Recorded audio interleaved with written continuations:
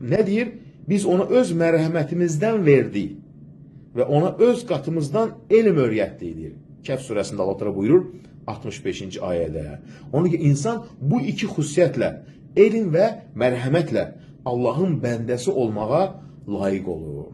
Görün, Allah da Quran-ı Kərimdə ikisini bir yerdə zikr edir. Ona görə Allah Teala bir insana bəndəm deyərsə, onun seçilmişlərindən edər. Bu xüsusi bir yaxınlıqdır.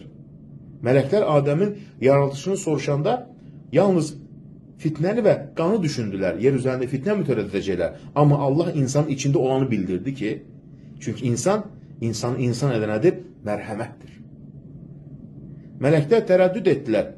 Allah onlara buyurdu, mən sizin bilmədiklərinizi bilirəm. Yəni siz zahiri görürsünüz, mən isə gizlini də bilirəm.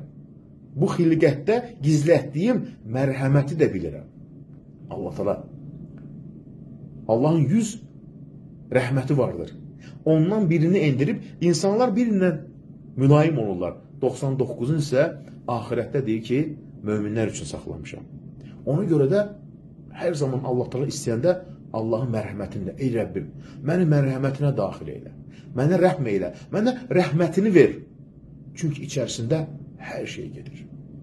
Hətta Firon belə Allahın mərhəmətini son anda anladı, amma gec oldu. Ona görə kim Allahın mərhəmətinə tələsərsə, ona çatar. Kim gecikərsə, insan öz nəfsinə zülm edər. Rəbbinin mərhəməti bitməz, amma onu qaçırmaq olur əldən bəzən. Çünki Rəbbinə tərəf yaxınlaş, onun rəhmətini, mərhəmətini dilə. Mərhəmət saati gələndə onu axtar və istə, ümidsiz olma. Allahın mərhəmətindən yalnız imansızlar ümid kəsər, deyir Rəbbimiz.